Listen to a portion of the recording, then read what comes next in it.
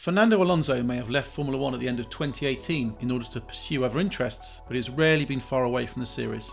In fact, by the time Alonso returns full-time to the grid with Renault for the 2021 season open in Australia, he will have not gone away any longer than 18 months without driving an F1 car, despite his sabbatical lasting almost 3 years. Alonso tested McLaren's 2019 car after that year's Bahrain Grand Prix to give some feedback, and has been busy getting up to speed with Renault already this year, sampling its 2020 car on a filming day. The two-time world champion has already visited Renault's Enstone base and conducted some simulator running, and was on site for the Emilia-Romagna Grand Prix at Imola as part of his assimilation into the team. But one of the more surprising elements of Alonso's preparations has been the extent of his test running. His outing in the 2020 Renault F1 car in Barcelona was limited to just 21 laps due to restrictions of current testing spec machinery.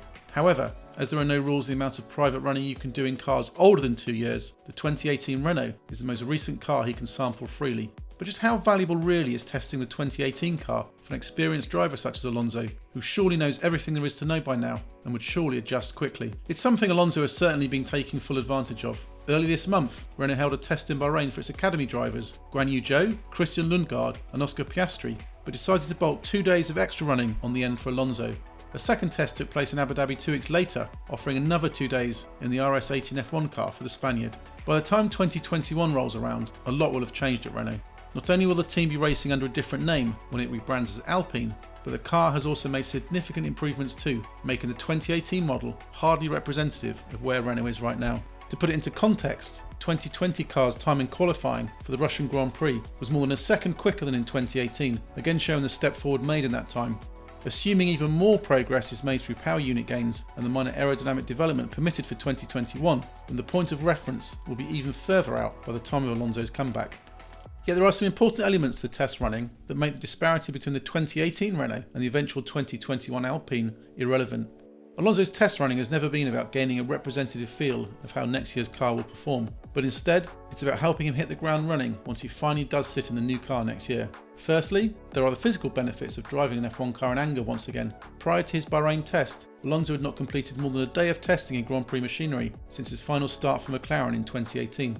Although he's hardly taken time off, winning the 24 Hours of Le Mans and the World Endurance Championship for Toyota in LMP1, twice entering the Indy 500 and racing in it once, plus making his debut in the Dakar Rally, his body will take time to get used to the unique physical demands of driving an F1 car again.